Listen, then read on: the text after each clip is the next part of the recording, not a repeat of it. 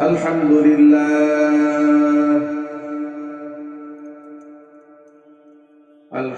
لله نحمده ونستعينه ونستغفره ونؤمن به ونتوكل عليه ونعوذ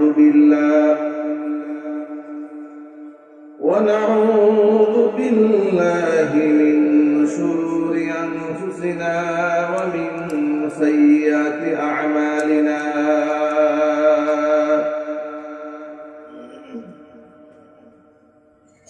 من يهده الله فلا مضل له ومن يضلله فلا هادي له ونشهد أن لا إله إلا الله وحده لا شريك له ونشهد أن سيدنا ونبينا وحبيبنا وشفيعنا ومولانا محمدا عبده ورسوله الذي أرسله بالحق بشيرا ونذيرا وداعيا إلى الله بإذنه وسراجا منيرا أما بعد فأعوذ بالله من الشيطان الرجيم بسم الله الرحمن الرحيم إن الله وملائكته يصلون على النبي يا أيها الذين آمنوا صلوا عليه وسلموا تسليما اللهم صل على محمد وعلى آل محمد كما صليت على إبراهيم وعلى آل إبراهيم إنك حميد مجيد اللهم بارك على محمد وعلى آل محمد كما باركت على إبراهيم وعلى آل إبراهيم إنك حميد مجيد محبت সাথে প্রাণ খুলে সকলে মিলে কিছুক্ষণ জিকির করুন লা ইলাহা ইল্লাল্লাহ লা ইলাহা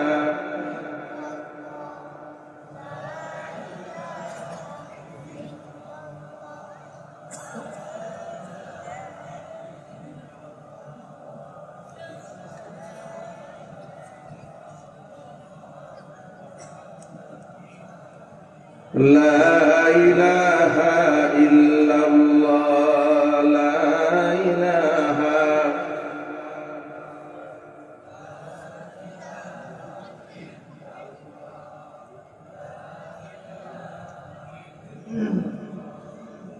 لا إله إلا الله محمد رسول সাল্লাল্লাহু আলাইহি ওয়াসাল্লাম। ঐতিহ্যবাহী টাঙ্গাইল জেলার অন্তর্গত কাজীপুর পটলপাড়া নুরানিয়া বিশ্বনবী সাল্লাল্লাহু আলাইহি ওয়াসাল্লাম হাফিজিয়া মাদ্রাসা ও এতিমখানার উদ্যোগে হাফেজ ছাত্রদের দস্তারে ফজিলত উপলক্ষে আয়োজিত 2 দিনব্যাপী 36তম বার্ষিকী ওয়াজ ও দোয়া মাহফিলের আজকের এই প্রথম দিবসের শেষ অধিবেশনের সম্মানিত সভাপতি পীর কামেল আলহাজ হাফেজ হযরত মাওলানা শামসুজ্জামান সাহেব দামাত বরকাতুহু মুদ্দাজিল্লাহুল আলিয়া, ইমাম ও খতিব কেন্দ্রীয় জামে মসজিদ টাঙ্গাইল ও সভাপতি টাঙ্গাইল জেলা ইমাম ও মুয়াজ্জিন পরিষদ টাঙ্গাইল। আল্লাহ তাআলা তার নেক হায়াত দারাজ করুন, তার খিদমাতের ওয়াসাতকে আল্লাহ তাআলা বৃদ্ধি করে দিন। সকলে চিৎকার দিয়ে বলুন আল্লাহুম্মা আমিন। উপস্থিত আজকের ওয়াজ ও দোয়া মাহফিলের সম্মানিত বিশেষ অতিথিবৃন্দ, হযরত উলামায়ে কেরাম, মুরব্বিয়ান ইযম, অত্র এলাকা এবং পার্শ্ববর্তী এলাকার বিভিন্ন প্রান্ত থেকে ছুটে আসা দিনদরদি, ইমানদার, পরহেজগার, মুত্তাকি মুসলিম ভাইরা, পর্দার অন্তরালে অবস্থানরত আমাদের সকলের শ্রদ্ধাভাজন পর্দানিশীন মা এবং বোনেরা, মহান আল্লাহ রাব্বুল আলামিনের দরবারে আলিশানে লাখ কোটি শুকরিয়া আদায় করছি যে মহান আল্লাহ রাব্বুল আলামিন আমাদেরকে দিনের বেলা কর্মব্যস্ততার সময়ে, কায়লুলার সময় আরামের বিশ্রামকে পেছনে ফেলে দুনিয়াবি যাবতীয় কাজ থেকে ফারেক করে, মুক্ত করে নবী করিম সাল্লাল্লাহু আলাইহি ওয়াসাল্লামের ভাষায় বেহেশতের বাগানের মধ্যে উলামায়ে কেরামের মাজলিসে, কোরআন হাদিসের মাহফিলে উপস্থিত হয়ে কোরআন সুন্নাহ থেকে আলোচনা করার, আলোচনা শোনার সুযোগ করে দিয়েছেন। এজন্য আপনারা খুশি না বেজার, কম না বেশি? উচ্ছ্বসিত কণ্ঠে, খুশি মনে, মন প্রাণ উজাড় করে আল্লাহ পাকের শেখানো ভাষায় শুকরিয়া আদায় করছি। জবান ছেড়ে দিয়ে সকলে একযোগে বলছি আলহামদুলিল্লাহ। রব্বানা লাকাল হামদ হামদান কাসীরা তাইয়িবান মুবারাকান ফীহি। রব্বানা লাকাল হামদু কামা ইয়ানবাগি লিজালালি ওয়াজহিকা ওয়া আযীমি সুলতানিকা। আল্লাহ তাআলা আজকের ওয়াজ মাহফিলকে কবুল করেন, আগামীকালের মাহফিলও আল্লাহ কবুল করেন। অত্র এলাকার সমস্ত মুরতাকিনের কবরে আযাব আল্লাহ তাআলা কিয়ামত পর্যন্ত বন্ধ করে দিন। কাজীপুর, পটলপাড়া, নুরানি বিশ্বনবী মুহাম্মদ সাল্লাল্লাহু আলাইহি ওয়াসাল্লাম হাফিজিয়া মাদ্রাসা ও এতিমখানাকে আল্লাহ তাআলা কিয়ামত পর্যন্ত কবুল করেন। মাদ্রাসার সমস্ত হাজাত আল্লাহ পাক তার গায়ব খাজানা থেকে মিটিয়ে দিন।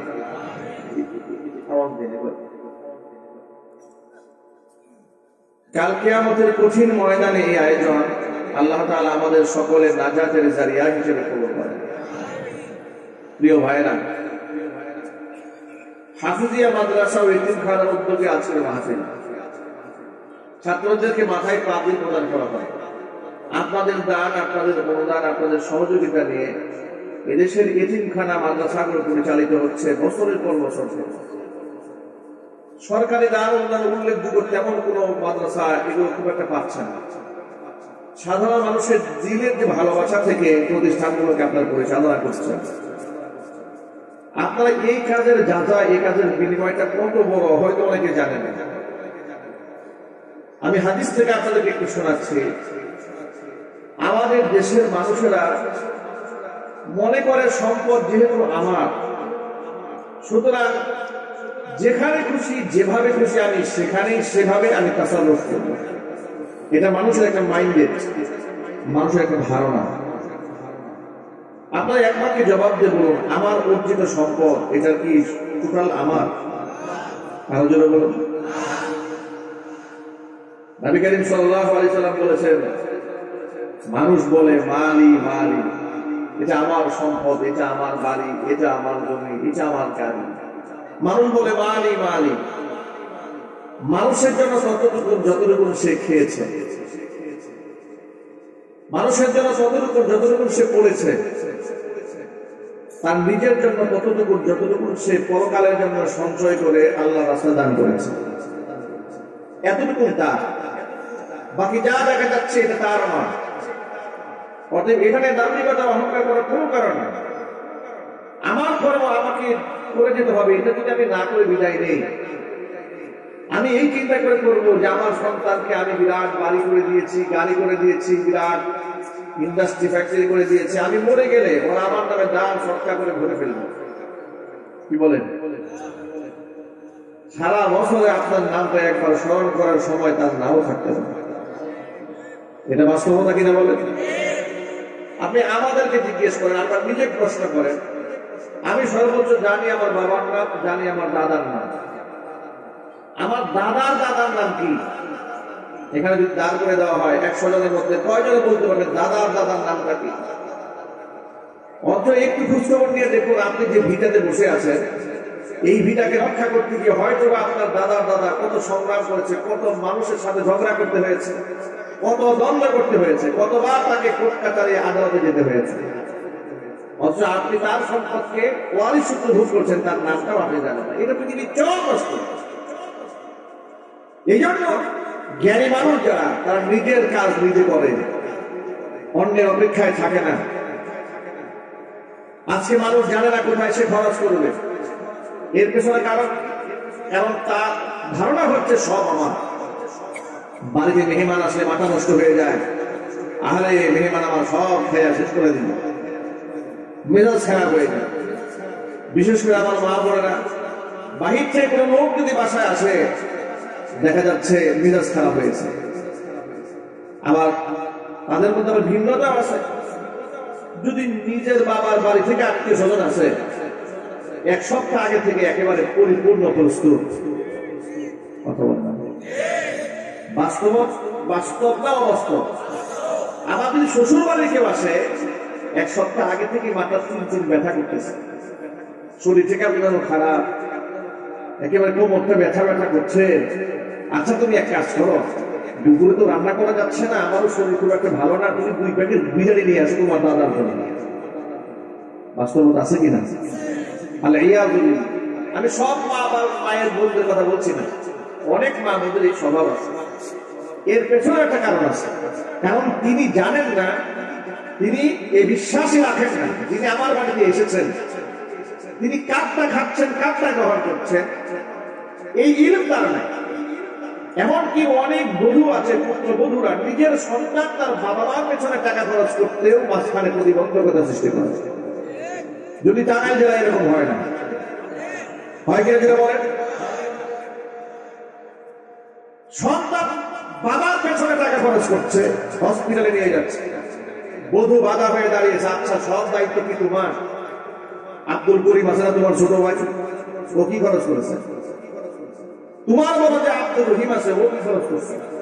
সব দায়িত্ব তোমার, দরকার নাই। আমার ছেলে মেয়ে আছে, ওদের ভবিষ্যৎ আছে, নিজের সন্তানের ভবিষ্যৎ আগে দেখো। বুড়াবুড়ি চিন্তা করে লাভ নাই, তাদের চিন্তা করে অনেক লোক আছে। সপ্তাহখানেক আগেও দেখেছি, ঢাকা শহরে বৃদ্ধ বাবাকে ফেলে সন্তানটা পালাই গেছে। নির্লজ্জতা কেন থাকা উচিত? এতটা অসহায় সে বাবা, নাম বলতে কষ্ট হচ্ছে, শুধু একটা ছেলের নাম বলতে যাবে, মেয়ের নামটা বলতে পারতেছে। প্রায় 100 বছরের বৃদ্ধ একজন মানুষ রাস্তায় পড়ে আছে। খোঁজখবর নিয়ে দেখা গেল, যারা বাবাকে রাস্তায় ফেলে পালিয়েছে তারা হতভাগা দরিদ্র মানুষ নয়, সম্পদশালী, এক একজনের বিল্ডিং এর মালিক, বিরাট অট্টালিকা করেছে, বাবার থাকার জায়গা নেই। এটা কেন হয়? এর পিছনে অনেকগুলো কারণ থাকতে পারে। এর মধ্যে প্রথম কারণ হচ্ছে মানুষ তার সম্পদকে নিজের বলে মনে করে, এটা হচ্ছে তার প্রথম সমস্যা। দ্বিতীয় নম্বর সমস্যা, মানুষ তার সম্পত্তির মধ্যে কতটুকু হক কার আছে এই ইলিম তার নাই। যেমন আমরা মনে করি আমার পুরো সম্পদটা আমার, আমি যাকে দেব সে ততটুকু পাবে, এছাড়া আমার এখানে খরচ করার কোনো নেই। আল্লাহ নবী সাল্লাল্লাহু আলাইহি ওয়াসাল্লামের একটা হাদিস শুনে আপনাদের কি, হযরত জাবের রাদিয়াল্লাহু তাআলা আনহু হাদিসের রাবী তিনি বলেছেন, জনৈক ব্যক্তি আল্লাহ নবীর কাছে তার বাবার নামে নালিশ নিয়ে এলো, ইয়া রাসূলুল্লাহ, ইয়া হাবিবাল্লাহ, আমার বাবা আমার পকেটের টাকা খরচ করে আমার পারমিশন ছাড়া, অথচ আমার সন্তান আছে, আমার পরিবার পরিজন আছে, এরপরও আমার বাবা আমার পকেটের টাকা আমার পারমিশন ছাড়াই নিয়ে নেয়। আল্লাহ রাসূল যখন বুঝতে পারলেন এই সন্তান তার পিতার বিরুদ্ধে নালিশ দিয়েছে, নবী এবার জবাব দিয়ে বললেন, আনতা ওয়া মালুকা লিওয়ালিদিকা, শুধু তোমার সম্পদ কেন, তুমি নিজে এবং তোমার উপার্জিত সমস্ত সম্পদের মালিকানা তোমার পিতা। আল্লাহু আকবার। কথার গভীরতা একটু বুঝবেন। ছেলে নালিশ করতে গিয়েছিল যে আমার পকেটের টাকা আমার বাবা খরচ করে আমার পারমিশন ছাড়া। রাসূল বললেন শুধু পকেটের টাকা কেন বেটা, আনতা তুমি নিজে, মালুকা এবং তোমার মাল, লিওয়ালিদিকা দুটোই তোমার বাবা। যেভাবে খুশি তিনি সেভাবে তাসাদুক করতে পারেন। চিৎকার দেবেন আল্লাহু আকবার। যুবক ভাইরা আমার, কোরআন সুন্নাহ থেকে সমাধান গ্রহণ করেন। আল্লাহ রাব্বুল আলামিন কোরআন মাজিদের মধ্যে বলেছেন বান্দারে সম্পদ কোথায় খরচ করবে শোনো ইয়াসআলুনাকা মাযা ইউনফিকুন কুল মা আনফাকতুম মিন খায়রিন ফালিল ওয়ালিদাইনি ওয়াল আকরাবিন ওয়াল ইয়াতামা ওয়াল মাসাকিন ওয়া ইবনিস সাবিল وما تفعلوا من خير فإن الله به عليم অনাবিকি ইয়াসআলুনাকা তারা জানতে চায় আপনার কাছে মাযা ইউনফিকুন কি খরচ করবে তারা আপনি বলে দিন কুল মা আনফাকতুম মিন খায়রিন তোমরা হালাল উত্তম যা কিছু খরচ করো না কেন তোমাদের খরচের প্রথম খাত হচ্ছে ফালিল ওয়ালিদাইন তোমার বাবা মার পেছনে এক নাম্বার খাত বাপ মার পেছনে টাকা খরচ করবে দুই নাম্বার হচ্ছে ওয়াল আকরাবিন আত্মীয় স্বজনদের পেছনে টাকা ঢালবে তিন নাম্বার ওয়াল ইয়াতামা ওয়াল মাসাকিন ইতিম এবং মিসকিনদেরকে তোমরা সাহায্য করবে ইবনিস সাবিল ফতিক মুসাফির তাদেরকে তোমরা দান করবে ওমা তাফআলু মিন খায়রিন তোমরা কল্যাণ করে যা কিছু করো না কেন ইন্নাল্লাহা বিহি আলিম তোমাদের সেই কর্ম সম্পর্কে মহান আল্লাহ তাআলা সম্পর্কে অবগত তার ইলমের বাহিরে কিছু নাই সব আল্লাহ পাক জানেন আয়াতের মধ্যে আল্লাহ তাআলা খরচের কয়েকটা মাসরাফ বলে দিলেন খাত বলে দিলেন এক নাম্বার খাত হচ্ছে বাবা মার পেছনে উপার্জিত সম্পদ ব্যয় করতে হবে দুই নাম্বার আত্মীয় স্বজনের পেছনে ব্যয় করতে হবে তিন নাম্বার ইতিম মিসকিনদের পেছনে টাকা ব্যয় করতে হবে সুবহানাল্লাহ এই খাতগুলো কে বর্ণনা করলেন সবাই একটু জোরে বলুন আল্লাহ খাত বর্ণনা করছেন অথচ এই খাতগুলো সম্পর্কে আমরা দেখব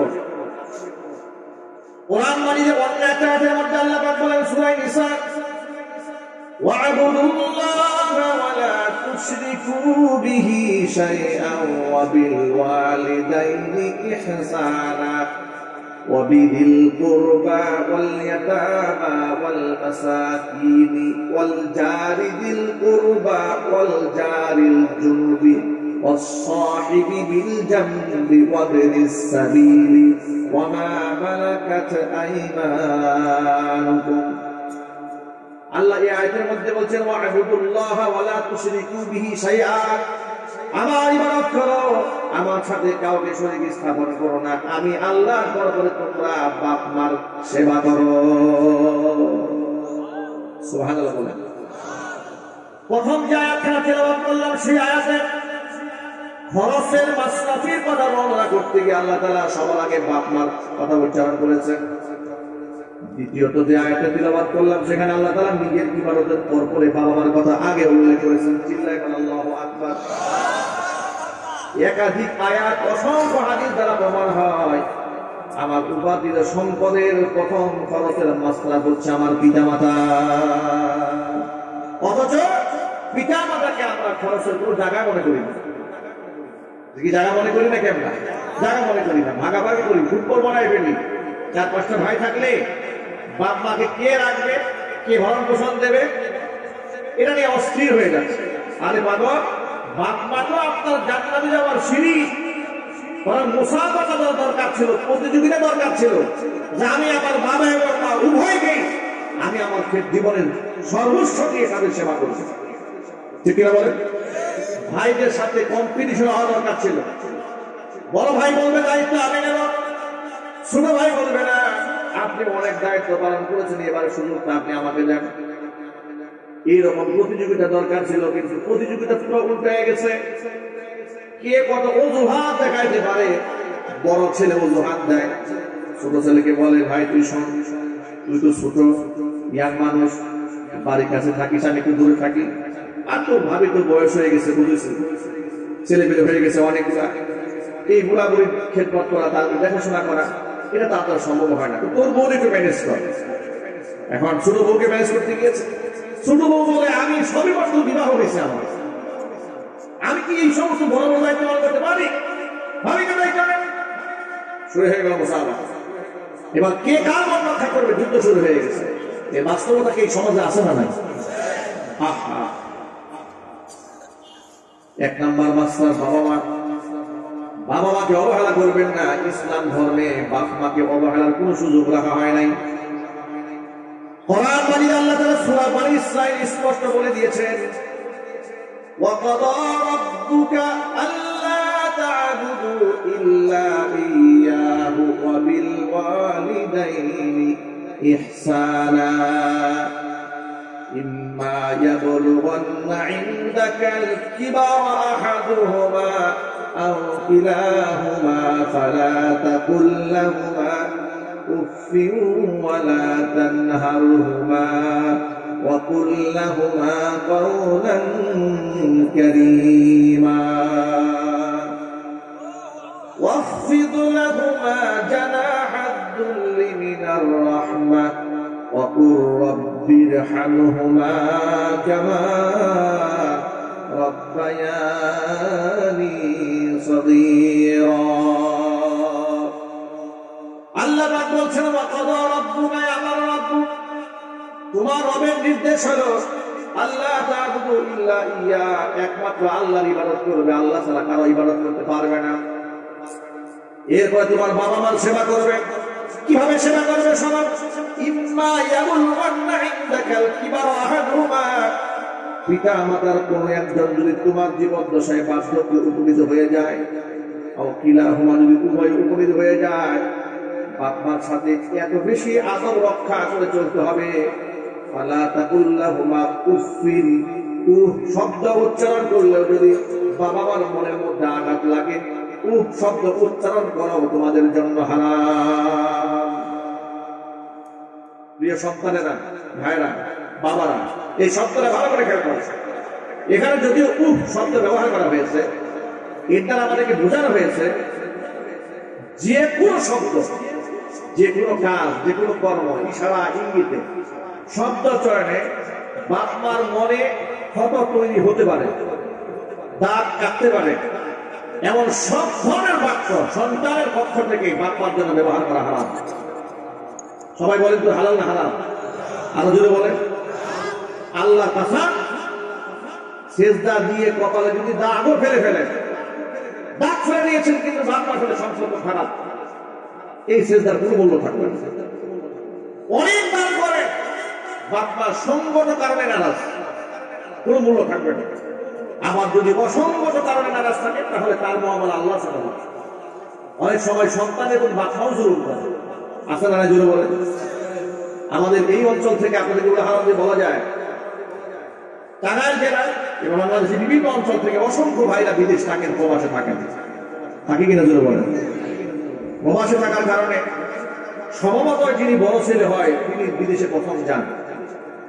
যাওয়ার পর তিনি হয়তো বাবার টাকা দিয়ে গিয়েছেন অথবা নিজের টাকা দিয়ে গিয়েছেন। যাওয়ার পর থেকে 10 বছর, 20 বছর, 30 বছর তারা বিদেশ করেন। নিজের কষ্টার্জিত, রক্তার্জিত যত ঘাম পরিশ্রমের টাকা পয়সা যা আছে সব সংসারের পেছনে সমান ঢালেন। এবং তার পাঠানো টাকা দিয়ে জমি জমা কেনা হয়েছে, বাড়িঘর করা হয়েছে, অনেক প্রপার্টি করা হয়েছে, ছোট ভাইদেরকে লেখাপড়া করে বড় করা হয়েছে।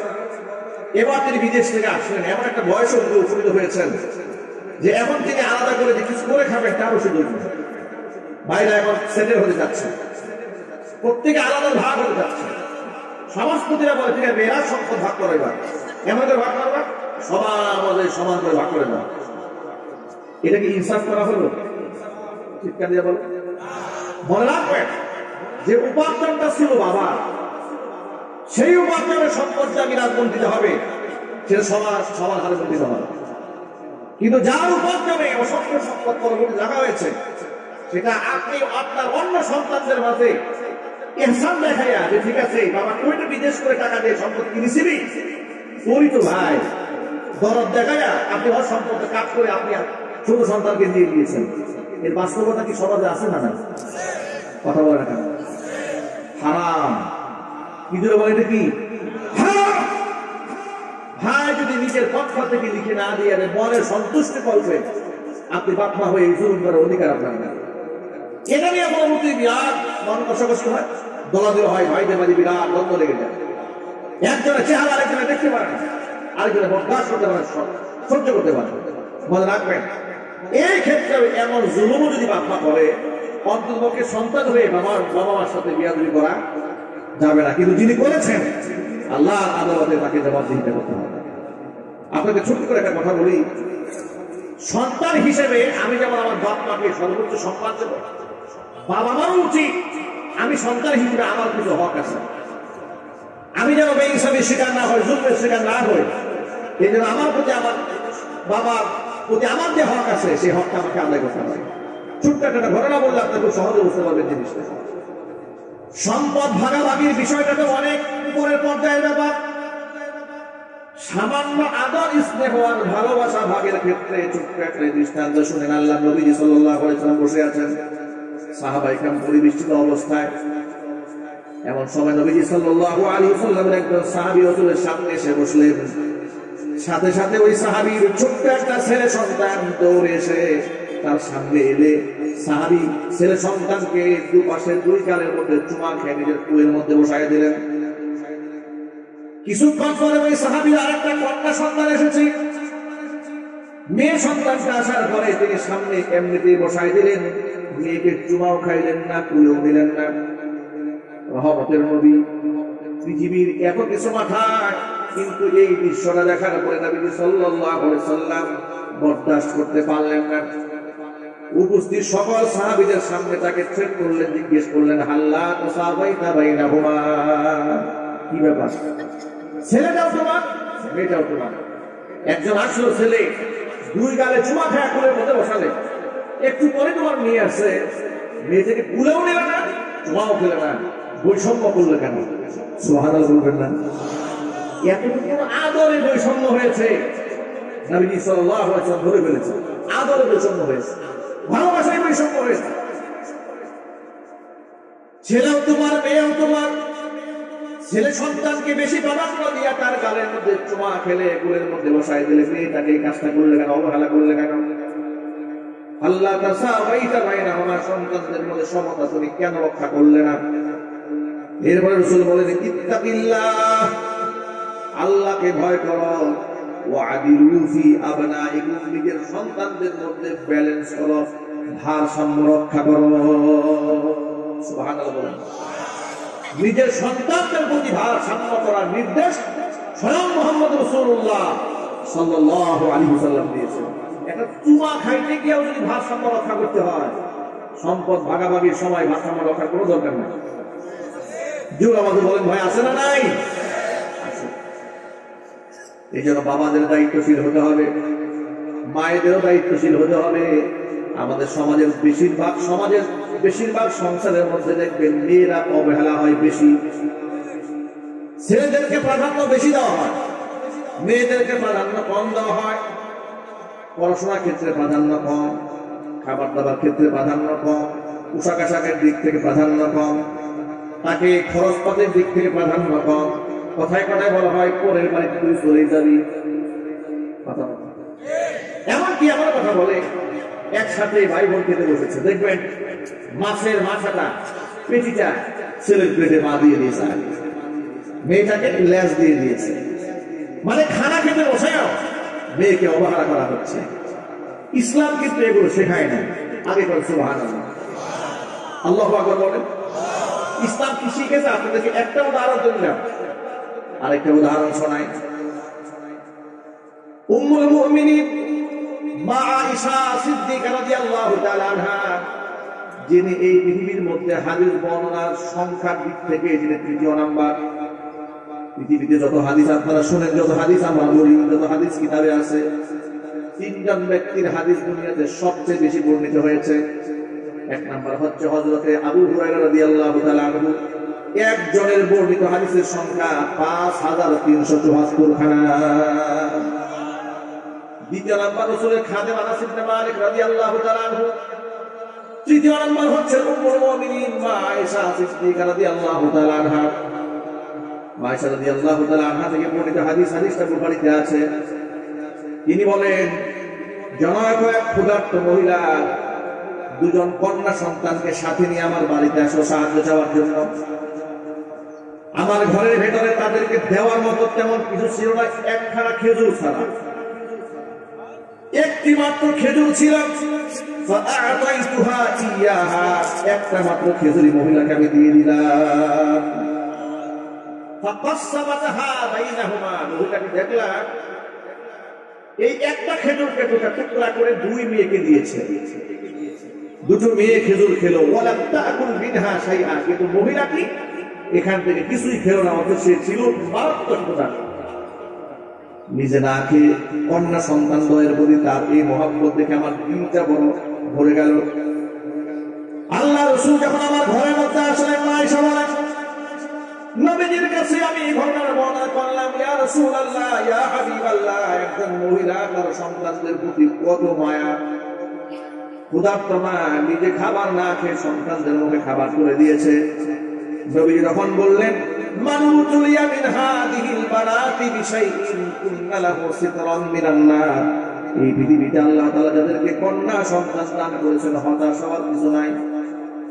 কন্যা সন্তানের পরীক্ষায় যারা পড়েছে, কিয়ামতের দিন এই কন্যা সন্তানগুলো বাবা মার সামনে ঢাল হয়ে দাঁড়িয়ে যাবে, বাপ মাকে জাহান্নামে ঢুকতে দেবে না। জোরে বলেন সুবহানাল্লাহ। ইসলামে নারীদের প্রতি কোনো বৈষম্য করা হয়নি। বৈষম্য করেছে এই সমাজ, জুলুম করেছে এই সমাজ, জুলুম করেছে তথাকথিত মুরব্বীরা। তথাকথিত আপনার বলে যে এটা আমাদের পূর্বপুরুষরা করে আসছে, না এগুলা ইসলাম করে নাই। মনে রাখবেন, পূর্বপুরুষরা যদি ভালো কিছু করে থাকে সেটাকে ধারণ করে রাখবেন। পূর্বপুরুষরা যদি কোনো জুলুম করে থাকে, জুলুমের উপর অবিচল থাকার কোনো সুযোগ নেই। কথা বলেন ঠিক কিনা বলেন? পূর্বপুরুষরা যদি অন্যায় করে থাকে, কোন কুসংস্কারে বিশ্বাসী হয়ে থাকে, তাহলে আপনি সেটা করতে পারেন না। আমাদের সমাজে আরেকটা বড় ধরনের বৈষম্য হয়, সেটা হচ্ছে মিরাজ সম্পদ বন্টন করার ক্ষেত্রে দেখবেন ভাতিজারা ফুপুদের ওয়ারিশ দিতে চায় না। বাবাই মেয়েকে দিতে চায় না, ভাতিজারা কোথায় দেবে? কথা জোরে বলেন ঠিক কিনা বলেন? বাবা দিতে চায় না প্রথমে, দ্বিতীয় দিতে চায় নাই ভাইরা, তৃতীয়ত সম্পদ করেছে ভাতিজার হাতে, ফুপুর ওয়ারিশ দিতে চায় না। ওয়ারিশ বন্টনের সময় গ্রামগঞ্জে একটা নিয়মমালা আছে, নিয়মমালা ট্রেডিশন আছে। এই ট্রেডিশনটা কি? ওয়ারিশ বন্টন হবে, বোনদেরকে ডাকা হয়েছে, ফুপুদেরকে ডাকা হয়েছে, মুরব্বীদেরকে ডাকা হয়েছে, সব ডাকার পরে হিসাব কিতাব করে দেখা গেল উনি ছেলে হিসেবে পেয়েছে 15%, আরেকজন পেয়েছে 15%, আরেকজন পেয়েছে 15%। ফর এক্সাম্পল, দেখা গেল ভাগে মেয়ে, সেখানে যেহেতু মেয়ে তার অর্ধেক পাবে, দুই মেয়ে যা পাবে এক ছেলে তা পাবে, সেই হিসেবে 7.5% একটা অংশ মেয়ের ভাগে আছে। গ্রামের মুরব্বীরা কি বলে শোনেন? গ্রামের মুরব্বীরা বলে, আচ্ছা তোমার স্বামী তো মাশাআল্লাহ বেশ বড় লোক, তোমার বিয়ে হয়েছে খুব ভালো একটা জায়গায়, তুমি তো ছেলে সন্তানকে ভালো ইস্টাবলিশড সুখে আছে, তোমার ভাই দেখো না দুঃখ দরিদ্র করে চলছে, তোমার এই সম্পদের দরকার নেই, কোনো দরকার নেই, তুমি এক কাজ করো, তোমার ভাই নামে তুমি লিখে দাও। বিনিময়টা কি? বিনিময় হচ্ছে টাকাল থেকে একটা শাড়ি কিনে দেওয়া, 2 কেজি মিষ্টি কিনে দেওয়া। এই নিকৃষ্ট কথা বাংলাদেশে, বিশেষ করে আমাদের অঞ্চলে আমরা বহু জায়গায় দেখেছি এবং শুনেছি। কথা একটু বলতে হবে ঠিক কিনা বলেন? মানে এই ধরনের গাঁজাখুরি সলিউশন, বন্ধের উপর বৈষম্য যে করা হয়েছে, এই সলিউশনটি ইসলাম দিয়েছে। কিন্তু জোর আওয়াজে বলতে হবে, ইসলাম দিয়েছে। আমার নিজের রক্তের আত্মীয় স্বজন আমরা ঘটনা করেছি, বোনের অংশ দিতে গিয়ে ভাই উচ্চারণ করেছে, শোনেন, বোন যদি তার ওয়ারি সম্পদ এখান থেকে নিয়ে যায়, তাদের সাথে আমাদের কোনো সম্পর্ক থাকবে না। আর যদি অংশ না নেয়, তাহলে ভাই বোনের সম্পর্ক চিরদিন থেকে থাকবে। আবু জেহেলের নাতি হওয়া ছাড়া আর উপায় আছে? চিন্তাই করা যায় না, এই বৈষম্য আছে। এই জন্য সামাজিক এই সমস্ত বৈষম্যগুলো দূর করে আল্লাহ এবং রসুলের সিদ্ধান্ত দিয়েছেন, তার উপর আমল করতে হবে। কারণ রসুলের সামনে, আল্লাহর সামনে পরকাল আমাদের দাঁড়াতে হবে। ঠিক কিনা জোরে বলেন? এবার শোনেন, ছলে বলে কলে কৌশলে অন্যের সম্পদ আপনি বাগিয়ে নিয়েছেন, ক্ষমতার বলে কিংবা বুদ্ধির বলে, অথবা অর্থের বলে, অথবা অস্ত্রের বলে। যেভাবে আপনি নেন না কেন মনে রাখবেন আল্লাহ রাসূল সাল্লাল্লাহু আলাইহি ওয়াসাল্লাম বলেছেন মাত্র শিবরান এক বিগত জায়গা তুমি অন্যের দখল করে দুনিয়াতে কেউ গ্রহণ করে আমাদের দিন 7 তবক জমিনের মাটি আল্লাহ তাআলা ব্যক্তির কাঁধের মধ্যে ঝুলাই দিবেন 50,000 বছর পর্যন্ত কাঁধের মধ্যে মাটি নিয়ে দাঁড়িয়ে থাকতে হবে। বান্দার হক আল্লাহ তুমি আমাদেরকে মাফ করে দাও, চিৎকার দেবেন আল্লাহুম্মা আমিন। শাখা প্রশাখাগত অনেক কথা বের হয়ে আসছে। কথা মৌলিকভাবে বলতে চেয়েছিলাম সন্তানের উপর বাপ্পার হক, বাপ্পার উপরে সন্তানের হক। সুতরাং একদিক থেকে আমরা যেমন আমাদের পিতা মাতাদের সাথে সর্বোচ্চ সম্মানটা দেব, অনুরূপভাবে বাবা হিসেবে মা হিসেবে তারা আমাদেরকে সন্তান হিসেবে বৈষম্য করতে পারবে না। এই ইলমও তাদের থাকা উচিত। আল্লাহ পাক যেন মাবুনদেরকে বাবাদেরকে কথাগুলো বোঝাতে অভিজ্ঞান করেন। যুবক ভাইয়ের আমার, আল্লাহ পাক বললেন তোমার বাবা কিংবা মা যদি বার্ধক্যজনিত অবস্থায় তোমার কাছে পৌঁছে যায়, কোন একজন অথবা উভয় যদি পৌঁছে যায়, যদি তুমি তাদের কাছে হাতের কাছে পাও, এতটুকু সেবা করবা, খবরদার জবান থেকে এমন কোন শব্দ উচ্চারণ করবে না যে শব্দে বাপ মার মনে আঘাত লাগে, ও শব্দ করতে পারবে না। শুধুমাত্র এতটুকু খেদমত করেই শান্ত হবে না। ওয়াফিদ লাহুমা জানাহাদ দুল্লি মিনার রাহমা, বাপ মার জন্য ভালোবাসার দানাটা বিছাইয়ে দিবা। সুবহানাল্লাহ। এখানে আল্লাহ পাক কি শব্দ ব্যবহার করেছেন খুব মনোযোগ সহকারে শুনবেন। ওয়াফিদ লাহুমা জানাহাদ দুল্লি মানে ছায়াদার ডানা তুমি তাদের উপর এইভাবে আগলায় ধরো। আল্লাহ রাব্বুল আলামিন এখানে এই শব্দ প্রয়োগ করলেন কেন? মুরগি যখন ছোট ছোট বাচ্চা দেয়, পাখি যখন ছোট বাচ্চা দেয়, চিল কাক যেন বাচ্চা নিতে না পারে, বৃষ্টির মধ্যে বাচ্চাগুলো যেন না ভেজে, এই জন্য মা তার দানা দিয়া কিভাবে সন্তানদেরকে ঝাপটায় রাখে, দৃশ্য কি আপনারা দেখছেন? গ্রামের মানুষ না দেখাতে তো উপায় নাই। আমার ছেলে যেহেতু শহরে জন্মগ্রহণ করেছে, মুরগি টুরগি দেখে না। কয়েকদিন আগে আমাদের গ্রামের বাড়ি মির্জাপুরে এসছে, জীবনে প্রথম দেখে ছোট ছোট মুরগির বাচ্চা দৌড়দৌড়ি করতেছে। দেখার পরে মুরগির বাচ্চা একটা হাতের কাছে নেওয়ার পরে এটা এমন আসক্ত হয়েছে, এখন সে মুরগির বাচ্চা যে কোনো করে নিয়ে যাবে। তাকে ওয়াজ নসিহত করে কোনোভাবে বোঝানো যাচ্ছে না যে এই বাচ্চা তো বাচ্চাটা ভেবে নিলে না, এই বাচ্চাটাকে দিতে হবে, এই মাথায় রাখতেছে, বুকে নিতেছে, কাঁধে নিতেছে। আমি দেখলাম যে ওই বাচ্চাকে নেওয়ার পরে তার মা মুরগিটা অন্যান্য বাচ্চাদেরকে কিভাবে নিজের দুটা জানা দিয়া আঁকড়ায় ধরে রাখছে যে না জানে আবার হাত দিয়ে আরেকটা বাচ্চা নিয়ে আসে। চিৎকার দেখো সুবহানাল্লাহ।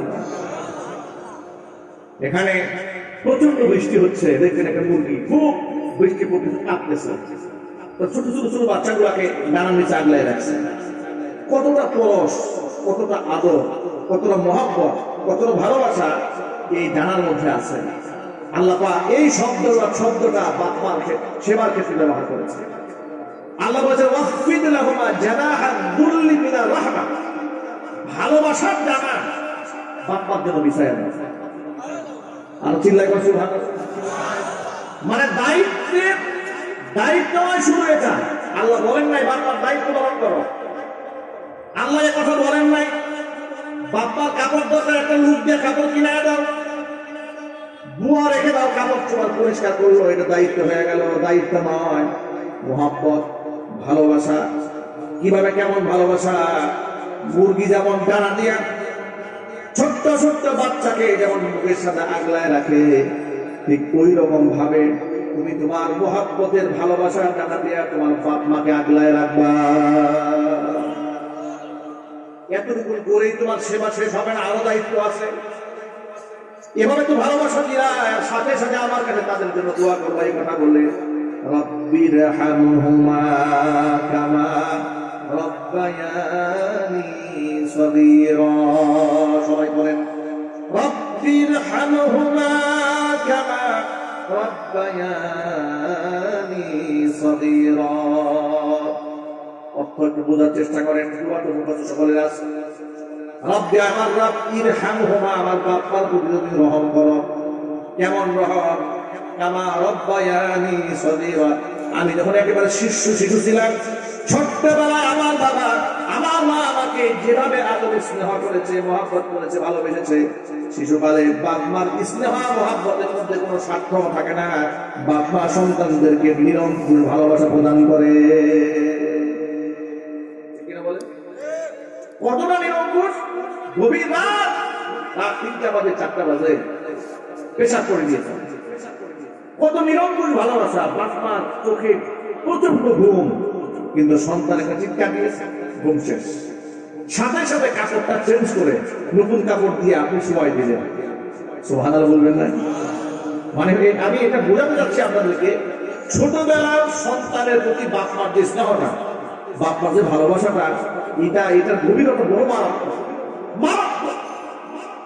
আমার মনে আছে, আমার যখন প্রথম মেয়ে বাচ্চা হয়েছে, আজ থেকে 8-8.5 বছর আগের কথা। সাধারণত সারা বছর মাহফিলে বেশি সময় কাটাতে হয়, বেশি সময় শীতের সময়। মাহফিল করে গিয়েছি, সারা রাত তো আপনার গাড়িতে ডাকাতে, 3টা বাজে বাসায় ফিরেছি। এরপরে মেয়ে হয়েছে, ছোট মেয়ে, বয়স তখন 3-4 মাস হবে আনুমানিক। এরপরে আমি আদর করে সোহাগ করে, আমার শরীর খুব টায়ার্ড, আমি এখন বিশ্রাম নেব, ঘুমাবো, একটু শুভ, একটু পরে ফজর আজান দেবে, সময় হাতে কম, 1-2 ঘন্টা সময় আছে, একটু ঘুমাইনি, মাত্র শুয়েছি। মেয়েটারে বুকের সাথে দিয়েছি, আদর করে নেওয়ার সাথে সাথে পেশাব করে দিয়েছি। পেশাব করে টুপি সব ভরে দিয়েছে। আমার এই যে এত ক্লান্ত, আমি এত টায়ার্ড, সামান্যতম এই বাচ্চার প্রতি বিরক্তির সৃষ্টি হলো না, রাগ হলো না, গুসা হলো না। আমি ওই সময় একটা সবক নিয়েছি নিজের কাছে, যে আচরণটা আমি আমার সন্তানের প্রতি করেছি, আমার মা আমার বাবা তারাও তো আমার প্রতি এই স্নেহটাই করেছে। কথা বলছে কিনা বলেন? এই জন্য নিজে বাবা না হলে, নিজে মা না হলে সন্তানের প্রতি তাদের যে আকর্ষণ, ওই যে অনেক সব মুরব্বীরা বলে না, বাবা হওয়া বুঝবা বুঝবা, বলতো কিনা? ছোটবেলায় আমাদেরকে মুরব্বীরা বলতো, আগে বাবা হয়ে নাও বুঝবা, মা হয়ে নাও। মেয়েদেরকে বলা হয় বাবা। আসলে এটা বড় এক্সপিরিয়েন্সের ব্যাপার, এটা বয়ান করে বোঝানো সম্ভব নয়। আমাদের সামনে যারা বসে আছেন, যাদের ঘরে সন্তান আছে, তারা এই কথাটা খুব হারে হারে টের পাচ্ছেন যে সন্তানের প্রতি বাবা মার স্নেহটা কেমন থাকে। আল্লাহ তাআলা দুয়ার মধ্যে আমাদেরকে শেখাচ্ছেন, বান্দারে আমার জন্য তোর বাপ্পার জন্য আমার কাছে কি বলবি, তোদের আমি শিখাই দিচ্ছি। চিল্লা এখন আল্লাহু আকবার। বাপ্পার জন্য বলতে হবে রব্বির হারহুমা, আয় আমার রব, আমার বাবা মার প্রতি তুমি এমন রহম করো, কামা রব্বায়ানি সগীরা, ছোটবেলায় অসহায় কালে আমার বাপ মা যেমন আমাকে অকৃত্রিম স্নেহ আর ভালোবাসা দিয়েছে, আমার বাপ মা প্রতি তুমি সেই রকম ভালোবাসা প্রদান করো। সুবহানাল্লাহ। এখানে বাপ মা বেঁচে আছে কার কার হাত দেখি তো? বাপ মা বেঁচে আছে কার? আল্লাহ দেখায় দ্বারা জোর মানে আমি বাবা মা দুনিয়া থেকে চলে গেছেন, অথবা একজন চলে গেছেন, হাত তোলেন। আল্লাহ জান্নাতুল ফেরদাউসে সুউচ্চ মাকাম দান করেন। জোরে বলেন আল্লাহুম্মা আমিন। বাবা মা মারা গেলে গুরুত্বপূর্ণ কিছু কাজ আছে। বাপ মা মারা গেলে বাবা মা রেখে যাওয়া ঋণ যদি থাকে পরিশোধ করে দেবেন। কথা ভালো করে শোনেন। উল্টা সৃষ্টি আছে বাংলাদেশে, বাপ মা অসুস্থ হয়ে ঢাকায় ভর্তি আছে, সে ছেলে দেখতেও যায় না, পরীক্ষা করবে, ট্রিটমেন্ট করবে, টাকাও দেয় না, খরচ করে না। অসুস্থ বাপ মার সেবা করার টাকা নেই, কিন্তু মরার পরে 40 করার টাকার কোনো অভাব নেই। কথা বলে না কেন? বাবা মার পেছনে ওই যে গরুটা কিনেছে মরার পরে, ওই গরুর টাকা যেদিন মরার আগে খরচ করতো, হয়তো আল্লাহ তাআলা বাপ মাকে একটু সুস্থ জীবন দান করতো। কথা বলেন, মানুষের বুঝে না কোথায় কেমনে কি করে। ভাইরা আমার, বাবা মা বিরাট বড় নিয়ামত, তাদেরকে নিয়ামত মনে করেন। নবী সাল্লাল্লাহু আলাইহি ওয়াসাল্লাম বলেছেন, রিদাল্লাহি ফি রিদাল ওয়ালিদাইনি ওয়া সাখাতুল্লাহি ফি সাখাতিল ওয়ালিদাইনি। সেবায় যদি বাপ মা খুশি হয়ে যায়, আল্লাহ পাক খুশি হয়ে যান। সন্তানের আচরণে বাবা মা যদি নারাজ হয়ে যান, আল্লাহ পাক নারাজ হয়ে যান। নবী করিম সাল্লাল্লাহু আলাইহি ওয়াসাল্লামকে প্রশ্ন করা হলো, ইয়া রাসূলুল্লাহ, মা হাক্কুল ওয়ালিদাইনি আলাইনা ইয়া রাসূলুল্লাহ। হে আল্লাহর রাসূল, পিতা-মাতার কতটুকু হক আছে আমাদের উপরে, একটু জবাব শুনতে চাই।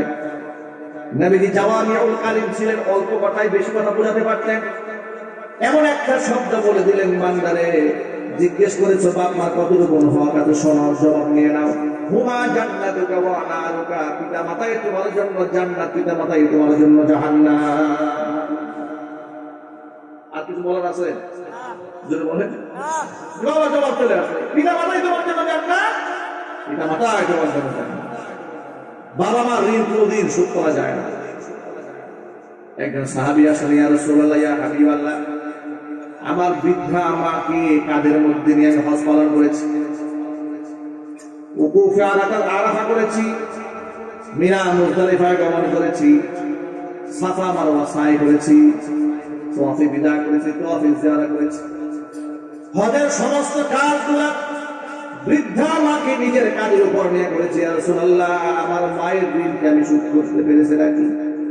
আল্লাহর হাবিব বলেন, আল্লাহর বান্দা শুনে রেখো, তোমার মা শিশুকালে তোমাকে দুগ্ধ পান করিয়েছে, তুমি আজকে যে সেবাটা দিয়েছো, এই সেবার মাধ্যমে মায়ের সারা জীবনের ঋণ শোধ করবে দূরের কথা, তোমার মা যে তোমার মুখের মধ্যে স্তন্য দিয়া দুগ্ধ পান করিয়েছিল, এক ফোঁটা দুধের ঋণ এখনো শোধ করতে পারো নাই।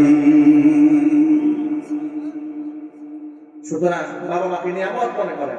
মুসলিম সমাজে বাবা মা নিয়ামত। আমার কথা বাহিরে যাচ্ছে, অসংখ্য মায়েরা বোনের বক্তব্য শুনতে পাচ্ছেন। পৃথিবীর তথাকথিত সভ্য সমাজ পশ্চিমা, তারা নারীদের অধিকারের নামে, নারী ক্ষমতায়ন নামে, নারী পুরুষের সমান অধিকারের নামে তারা নারীদেরকে বেইজ্জত করেছে, লাঞ্ছিত করেছে, অপমানিত করেছে। নারী অধিকার বাস্তবায়ন করতে পারে না, ঠিক কিনা বলেন? নারী অধিকারের নামে তাদের কর্মসংস্থান পুরুষের সাথে সেট করেছে। আচ্ছা প্রিয় ভাই, আপনারা বলেন, যে কাজ পুরুষ করবে সেই কাজ কি নারী করতে পারবে? দূরে বলেন না কেন? আবার যে কাজ নারী করবে সেই কাজ পুরুষ করতে পারবে? পারবে না। যেমন গর্ভে সন্তান ধারণ করা, এটা পুরুষ পারবে? পারবে না। দেখবেন রান্নাঘরের মধ্যে খুব গরম গরম পিয়ালা, গরম গরম কাপ, গরম গরম পাতিল, মহিলা যেভাবে অনায়াসে হাত দিয়া এই কাপড় টাপড় ছাড়াই ধরে, আপনি ধরতে পারবেন? আমার বউ মাঝে মাঝে হাত দিয়ে ধরে চা নিয়ে আসছে, না আমি আংটার মধ্যে ধরে রাখতে পারি না, গরমে হাতে ধরে নিয়ে আসছে। আমার কি ব্যাপার? আমরা তো পাতিল পাতিল এমনি নামাই। মানে আল্লাহ তাআলা আমার মা বোনদেরকে কিছু কিছু জায়গার মধ্যে এক্সট্রা কিছু করে দান করেছে, যেটা পুরুষদের নাই, ঠিক কিনা? এই জন্য তাদের কর্মসংস্থান আল্লাহ ভাগ করে দিয়েছে। কিন্তু আপনি পুরুষের সাথে খেলাধুলা করতে যাবেন না। ওরা কি করেছে? নারীদের কর্মসংস্থানের নামে নারীদের পুরুষের পাশে দাঁড় করায় সমাজের কত বড় ক্ষতি করেছে একটা উদাহরণ দিয়ে আপনাকে। কিছুদিন আগে আমি দক্ষিণবঙ্গে মাহফিল করতে গিয়েছি। রাত 2:30 থেকে আনুমানিক 3টা বাজে আমি ব্যাক করে ফিরে আসতেছিলাম। পদ্মা সেতু হয়েছে, পদ্মা সেতু টুল প্লাজা, টাকা উঠাচ্ছে। ঘড়ির দিকে টাকায় দেখে আমরা আনুমানিক 2:30 বা 3টা বাজে, অনেকদিন আগের কথা। একটা মেয়ে মানুষ টুল প্লাজায় বসে বসে ওই টুলের টাকা উঠায় আছে, এরকম ঘুমাইতেছে। রাত বাজে 2:30-3টা। আমি খুব হতবাক হলাম। বিধি নিস্তব্ধ নীরবতা, টুল প্লাজায় মহিলা মানুষ বসে আছে, টাকা করতেছে, ইয়ার একটা মেয়ে। মনে মনে ভাবলাম, আহারে, নারী কর্মসংস্থানের নামে আমার মা বোনদেরকে তারা কোথায় কোথায় সেট করে দিচ্ছে। মেট্রোলের ড্রাইভার মহিলা বানিয়ে দিয়ে নারী মাত্রা খুব খুশি। তারা বলতেছে নারীদের বিরাট উন্নয়ন হয়েছে। আরে বেটা, যে দেশে এখনো পর্যন্ত লক্ষ লক্ষ ছেলে বেকার, শিক্ষিত, একটা ছেলেকে চাকরি দিলে ছেলে শুধু একা বাঁচে না, একটা সমাজ বাঁচে, একটা সংসার বাঁচে। কথা বলেন ঠিক কিনা বলেন? একটা মেয়েকে চাকরি দিলে কি বাঁচে? কি মেয়ের পরিবার বাঁচে? কথা বলেন। মেয়ে চাকরি দিলে মেয়ের টাকার শাড়ি পায় না, সন্তানও পায় না, মেয়ের বাপ মাও পায় না। মেয়ে এটা আলাদা করে ডিপোজিট করে রেখে দেয়, সুযোগ পেলে আরেকটা বয়ফ্রেন্ড ধরে আস্তে করে পালায় যায়। এই সমাজে বাস্তবতা আছে কিনা? বরং একটা ছেলে মানুষের দায়িত্ব ছিল, এই টাকা দিয়ে চলতে তার সংসার, ছেলে মেয়ে, স্ত্রী, মা বাবা, কতগুলো মানুষের রিজিকের ফয়সালা হয়ে যেত। সেটা না করে একটা মেয়েকে ওই কর্মসংস্থানে বসাই দিলে অবস্থা কেমন হয়ে গেল দেখেন। কেন একটা মেট্রো মহিলা চালাবে? কেন রাত 3টা বাজে একটা মেয়ে মানুষকে টুল প্লাজায় বসে থাকতে হবে? কেন বসে থাকতে হবে? পুরুষের সংখ্যা কি সমাজে কম করেছে? কেন আপনি বসায় রাখলেন? যে মেয়েটাকে আপনি কিছু টাকা দেওয়ার নামে উল্টাদায় বসিয়ে দিয়েছেন রাত 3টা বাজে। সে তো কারো না কারো স্ত্রী হবে, কারো না কারো মা হবে। কথা বলেন, আপনি এই সময়টাতে স্বামীর সান্নিধ্য পাওয়ার দরকার ছিল। উচিত ছিল এই মেয়েটা তার স্বামীর ভালোবাসা পাবে ঠিক যেই মুহূর্তে সন্তান মায়ের স্নেহ পাবে। তাহলে এই মা চাকরি নামে সন্তানকে আদর স্নেহ থেকে বঞ্চিত করে, স্বামীর প্রেম ভালোবাসা থেকে নিজেও বঞ্চিত হয়েছে, স্বামীকেও বঞ্চিত করেছে। দীর্ঘদিন স্বামী ছাড়া এইভাবে সময় কাটাতে কাটাতে ওই যে কলিগ থাকে পাশের আরেকজন, তার সাথে লালটু আর বল্টুর সাথে অবৈধ প্রেম বানায় ফেলে। এই গোটা বাংলাদেশের জরিপে সমীক্ষায় দেখা গেছে ডিভোর্সি নারীদের তালিকা, যারা ডিভোর্স দিয়েছে, তালাক হয়েছে যে সমস্ত মেয়েদের, অধিকাংশ মেয়েরা স্বাবলম্বী, যারা তথাকথিত নিজের পায়ে দাঁড়িয়েছে, মানে কর্মক্ষম মহিলা যারা, তাদের সংসার বেশি দিন টিকে না। এর পিছনে বড় কারণ একটা, শয়তান ওদেরকে বুঝায় তোর স্বামীর কথা মানার দরকারটা কি, তোর কি কম আছে নাকি? ঠিক কিনা বলেন? এই জন্য এইভাবে নারীদেরকে পুরুষের পাশাপাশি দাঁড় করাইয়া ওরা মূলত নারীদের অধিকার রক্ষা করেনি, ওরা নারীদের সম্ভ্রমকে নষ্ট করে দিয়েছে। আচ্ছা, যে সন্তানটা রাত 3টা বাজে মায়ের বুকের দুধ পেল না, মায়ের স্নেহ পেল না, ভালোবাসা পেল না, সকালবেলা কাজের বুয়ার কাছে রেখে মা চলে গেছে অফিসে, সকাল থেকে সন্ধ্যা পর্যন্ত অফিস করেছে, মায়ের সাথে সম্পর্ক নাই, এভাবে 3 করে সন্তানটাকে গড়ে তুলেছে মা। কথা একটু গভীর মনোযোগ সহকারে শুনবেন, কষ্ট হচ্ছে আপনাদের? এই ছেলেটা ক্লাস 1-এ পড়েছে, মাকে কাছে পায় নাই, শিশুকালে তো মায়ের দুগ্ধ পান করার তার সময় নাই, কারণ মা তো ডিউটিতে। এইভাবে মা তার সন্তানকে মাতৃত্ব থেকে বঞ্চিত করেছে, মায়ের আদর স্নেহ ভালোবাসা থেকে বঞ্চিত করলো। সন্তানকে লেখাপড়া করিয়েছে, ডাক্তার বানিয়েছে, ইঞ্জিনিয়ার বানিয়েছে, লয়ার, ব্যারিস্টার, প্রফেসর বানিয়েছে। যত কিছুই বানাক না কেন, মায়ের বুকের স্তন্য থেকে তাকে বঞ্চিত করার কারণে স্তন্য দান করলে সন্তানের সাথে মায়ের হৃদয়ের যে সম্পর্ক হয়ে যায়, এই সন্তানের সাথে সেই সম্পর্ক তৈরি হয় নাই। এই সিস্টেমটা যে পশ্চিমাদের থেকে এসেছে, ওদের দেশে বৃদ্ধ বয়সে বাচ্চারা কি করে জানেন? বৃদ্ধাশ্রমে থাকে। জীবনের শেষ মুহূর্তে তাদের সঙ্গী হচ্ছে কুকুর আর বিড়াল। কথা বলেন, আমার এই কথাগুলো বাস্তবতা মিলাই দেবেন, যারা ওই সমস্ত দেশের আগে জিজ্ঞেস করবেন। বুড়া বয়সে ওরা করে কি? বৃদ্ধ বয়সে ওদের সময় কাটে কুকুর নিয়ে, বিড়াল নিয়ে। তাদের ছেলে সন্তান পাশে যায় না, নাতি পুতলা ওদের কাছে যায় না, তারা সব। এই জন্য এটা ইসলামিক সিস্টেম নয়, ইসলামিক মেকানিজম নয়। আমাদের ইসলাম বলেছে বাপ মা কুত্তা বিড়াল নিয়ে সময় কাটাবে না, নিজের সন্তানদের ভালোবাসা নিয়ে জীবনের শেষ মুহূর্ত কাটাবে। আল্লাহু আকবার বলেন। আর এই ভালোবাসার বন্ধন তখন তৈরি হবে যখন আমি আমার সন্তানের হক আদায় করব। আমরা আমাদের সন্তানদের হক আদায় করতে রাজি আছি ইনশাআল্লাহ? আরো জোরে রাজি আছি ইনশাআল্লাহ? আর আমার সন্তানেরাও আমাদের বাপ মার হক আদায় করতে চায়, রাজি আছেন? কার কার তো হাত দেখতে চায়? আল্লাহ যেন কবুল করেন, জোরে করেন আমিন। নবীজি সাল্লাল্লাহু আলাইহি ওয়াসাল্লাম একটা গল্প শোনালেন, সাহাবীদেরকে বলেন, ও সাহাবীরা শোনো, তোমরা এই পৃথিবীতে আগমন করার পূর্বে 3জন ব্যক্তি বনি ইসরাঈল সম্প্রদায়ের 3জন ব্যক্তি দূরে সফর করার উদ্দেশ্যে কোথাও বের হয়ে গিয়েছিল। রাস্তায় চলতে চলতে যখন সন্ধ্যা ঘনায় এলো, রাতের বেলায় পথ চলা নিরাপদ মনে করলো না, মনে মনে ভাবলো যদি রাতটা কোনো মতে কাটিয়ে দিয়ে সকালবেলা বের হয়ে যেতে পারতাম তাহলে আমাদের জন্য কল্যাণ করা হতো, কিন্তু সকালবেলা হওয়া পর্যন্ত রাতটা কাটাবো কোথায়? আবাসিক হোটেল ছিল না তৎকালীন যুগে, হাজার হাজার বছর আগের কথা। পাহাড়ের গুহার মধ্যে গিয়ে আশ্রয় নিয়েছে। পাহাড়ের গুহার মধ্যে ঢোকার পরে রাতের বেলায় বজ্রপাত হয়েছে, পাহাড়ের উপর থেকে বড় একটা পাথরের টুকরা গড়াতে গড়াতে সেই গর্তের মুখের মধ্যে আটকে গেছে। 3জন ব্যক্তি গুহার ভিতরে আটকা পড়ে গেছে। মনে মনে চিন্তা করলেন, এই জায়গায় যদি আমরা মরে গলে পচে হাড্ডি সার হয়ে যায়, এই পৃথিবীর কেউ জানবেও না, শুনবেও না, মোবাইল তো ছিল না। কিন্তু যেখানে কেউ দেখতে পায় না সেখানে একজন দেখতে পান, তিনি কে? যেখানে কেউ শুনতে পান না একজন শুনতে পান, তিনি কে? যেখানে কেউ সাহায্য করতে পারে না সেখানে কে সাহায্য করতে পারে?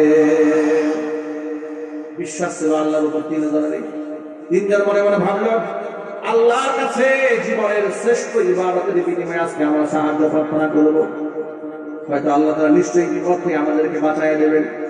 প্রথম ব্যক্তি আল্লাহর কাছে হাত তুলে বলছে, রব্বুল আলামিন, আমার ঘরে বৃদ্ধা মা আছে, বৃদ্ধ বাবা আছে, আমার অভ্যাস হচ্ছে বাপ মার মুখে খাবার তুলে না দিয়ে আমি নিজে খাবার খাই না, সন্তানদের খাবার দিই না। সুবহানাল্লাহ বলেন। বাপ মাকে আমি এইরকম প্রাধান্য দেই। একবার রাতের বেলায় বাড়ি ফিরতে আমার দেরি হয়ে গেল। বাড়ি ফিরে গিয়ে দেখি আমার বৃদ্ধা মা ঘুমিয়ে পড়েছে, বৃদ্ধ বাবা ঘুমিয়ে পড়েছে। এখন আমার সন্তানরা জাগ্রত, ছটফট করছে, কোথায় শান্ত নাই। তার আমার কাছে খাবার চাইলে আমি দিলাম না। আমি বললাম যতক্ষণ বাপ মাকে না খাওয়াবো তোমাদেরকে খাবার দেবো না। আমাদের সন্তানেরা ছটফট করতে করতে পায়ের কাছে ঘুমায় গেল। আমার মন বলল না, আমি আমার বাপ মার শিয়রে সারা রাত দাঁড়িয়ে থাকলাম খাবার নিয়ে। বাবা মার ঘুম ভাঙার পরে বাপ মার মুখের মধ্যে খাবার তুলে দেওয়ার পর এরপর সন্তানদের মুখে খাবার তুলে নিয়েছি। রব্বুল আলামিন এই কাজটি একমাত্র তোমার খুশির জন্য করে থাকি। মেহেরবানি করে আজকের বিপদ থেকে আমাদের উদ্ধার করো। নবী সাল্লাল্লাহু আলাইহি ওয়াসাল্লাম বলেছেন, দোয়া করতে দেরি হলো, কবুল হতে দেরি হয়নি, সাথে সাথে আল্লাহ রাব্বুল আলামিন কিঞ্চিত পরিমাণ পাথরটাকে করতে মুখ থেকে দূরে সরিয়ে নিলেন। কিন্তু যতটুকু শরীরে একজনের বের হওয়া সম্ভব নয়। দ্বিতীয় জন হাত করেছে রব্বুল আলামিন। আমার বাড়িতে দিন মজুরের কাজ করেছে লোকেরা, সকলকে পারিশ্রমিক দিয়ে বিদায় করে দিয়েছে। একজন ব্যক্তি তার পারিশ্রমিক না নিয়ে চলে গেছে। আমি বড় পেরেশান হয়ে গেলাম গরিবের হক নিয়ে। আমি সেই আমানতের টাকা দিয়ে তার নামে ছাগল কিনলাম, বাচ্চা হলো, গাড়ি কিনলাম, বাচ্চা হলো, উট কিনলাম। উট ভাড়া বকরি দিয়া বিরাট একটা অংশ করে ফেললাম, সম্পদ করে ফেললাম ওই ব্যক্তির নামে। দীর্ঘদিন পরে লোকটা এসেছে আমার বাড়িতে, আমার কাছে সাহায্যের হাত বাড়িয়ে দিয়েছে, ভাই পাওনা টাকাগুলো দেন। তাকে বললাম, তোমার উপার্জিত সব সম্পদ ওই মূল প্রান্তরের মধ্যে আছে, নিয়ে যাও। লোকটি অবাক বিষয়ে এত সম্পদ দেখে আমাকে বললো, আপনি আমার সাথে উপহাস করেন, ঠাট্টা বিদ্রোহ করেন নাকি? এতগুলো সম্পদ তো আমার নয়। তিনি বললেন, তোমার উপার্জিত টাকা দিয়ে তিল তিল করে তোমার জন্য আমি বলেছি সব নিয়ে যাও। লোকটা সব নিয়ে চলে গেল, কিছু রেখে যায় নাই। ও আল্লাহ, এই কাজটা যদি একমাত্র তোমার খুশির জন্য করে থাকি, মেহেরবানি করে আজকে বিপদ থেকে আল্লাহ তুমি আমাদেরকে উদ্ধার করে নাও।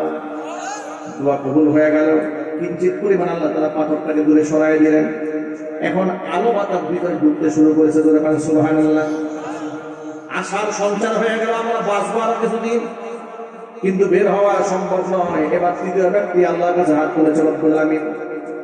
এই পয়েন্টটা যুবকরা খুব খেয়াল করে শুনবেন, যুবক ভাইরা কান খাড়া করে শোনেন। আপনার কি রেডি আছে তো নাকি? না ঘুম তো আছে কারণ? কান খাড়া করে শোনেন। যুবক ওই ব্যক্তি আল্লাহকে ডেকে বলছে, রব্বুল আলামিন, আমার একজন সুন্দরী চাচাতো বোন ছিল, আমি তার প্রেমাসক্ত ছিলাম খুব বেশি। তাকে বহুবার প্রস্তাব দিয়েছি, সে রাজি হয় নাই। ইতোমধ্যে এলাকার মধ্যে দুর্ভিক্ষ দেখা দিল। মানুষের ক্ষেত খামারে খাবার নাই, ফসল নাই, ঘরের মধ্যে খাবার নাই, পেটে খাবার নাই, চতুর্দিকে অভাব আর অভাব। আমার সেই বোনটি আমার কাছে সাহায্যের জন্য হাত বাড়ালো। যেহেতু আমি একজন সম্পদশালী ব্যক্তি, বললো আমাদের কিছু সাহায্য দেন, যেহেতু আমার ঘরের সদস্যরা সব না খাওয়া। আমি এটাকে সুবর্ণ সুযোগ মনে করে তাকে আমি কুপ্রস্তাব দিয়ে বসলাম, যদি আমার শর্তে রাজি হয়ে যাও তাহলে তোমাকে 100 স্বর্ণ মুদ্রা দেব। তাকে টাকা দিয়ে দিলাম। আমার বোনটি পরিবারের সদস্যদের জীবন বাঁচাবার জন্য অন্যায় প্রস্তাবে রাজি হয়ে গেল। যখন আমি একান্তের সান্নিধ্যে তার সাথে মিলিত হতে গেলাম, এমন সময় সে আমাকে বললো, ইত্তাকিল্লাহ, আল্লাহকে ভয় করো। অবৈধ যৌন মিলন আল্লাহ তাআলা হারাম করেছে। অবৈধ প্রেম আল্লাহ তাআলা হারাম করেছেন। হারামকে হালাল করে দিও না। আল্লাহকে ভয় করে জাহান্নামের আগুনকে ভয় করো। লোকটি বলে, আমার বোনটি আমাকে তোমার ভয় দেখায় দেওয়ার সাথে সাথে, জাহান্নামের আগুনের ভয় দেখানোর সাথে সাথে আমি ওই মুহূর্তে সেখান থেকে পিছপা হয়ে ফিরে আসলাম। টাকাও ফেরত নেই নাই। পৃথিবীর কেউ জানে না ঘটনা, আল্লাহ একমাত্র তুমিই জানো। যদি একমাত্র তোমার ভয়, জাহান্নামের আগুনের ভয় আমি এখান থেকে বের হয়ে আসতে পারি, মেহেরবানি করে আজকের এই বিপদ থেকে আমাদেরকে রক্ষা করো। নবীজি বললেন, ব্যক্তি দোয়া করতে দেরি হয়েছে, আল্লাহর কাছে কবুল হতে দেরি হয়নি। সাথে সাথে বিরাট পাথরের টুকরাটা আল্লাহ তাআলা সরাই দিয়া 3 জন ব্যক্তির জন্য মুক্তির পথ আল্লাহ পাক করে দিলেন। আল্লাহ আরো জোরে বলেন। সুতরাং সাহায্য চাবো কার কাছে? দোয়া করবো কার কাছে? ছেলে দেওয়ার মালিক, মেয়ে দেওয়ার মালিক, ব্যবসার মধ্যে ভরপুর বরকত দেওয়ার মালিক, ফসলে বরকত দেওয়ার মালিক, ক্ষমতা দেওয়ার মালিক, ক্ষমতা নেওয়ার মালিক। এই কথাটা কি শুধু মুখে বললেন না অন্তরের মধ্যে আছে?